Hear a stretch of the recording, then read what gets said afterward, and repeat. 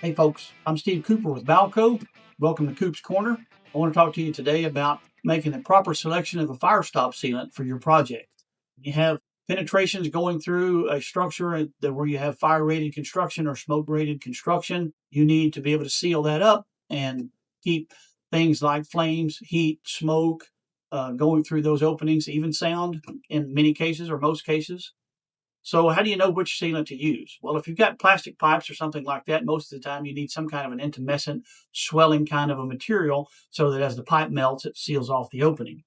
Or you may have an elastomeric kind of application where you have an expansion joint or some kind of a control joint or curtain wall where the movement is taking place and you need something elastic that'll stretch and work with all that. Or metal pipes if they need to stretch and move like that.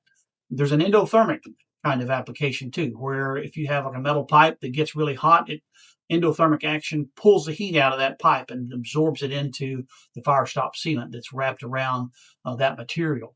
And then you also have smoke. You need to be able to stop that from going through the wall, and you need to be able to reduce sound as it travels through there. So these products do all that. So the product that we use for most intumescent applications is our 1000 product. It's our Metafolk 1000 sealant. Products that we use for elastomeric are generally our Metafolk 1200. Products that are specifically designed for smoke and sound applications is our smoke and sound seals. The product that we use most commonly is the 150 plus because it does all these things in one. It will swell up and close off plastic pipes.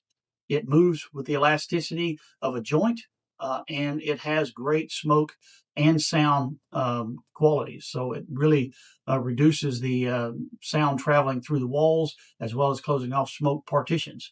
If you have a smoke barrier, then you need to use 1200 because that actually has a fire rating along with the smoke. So depending on if you've got plastic pipes, PVC, CPVC, whatever, going through those structures, these all are compatible with all those kinds of materials. It's very important that you have chemical compatibility with all that. So if you want to learn a bit more about it, and you can see the different variety of sizes that we have, 10 ounce, 20 ounce, quart tubes, and 5-gallon buckets, then go to balcousa.com and see this for yourself. Thanks.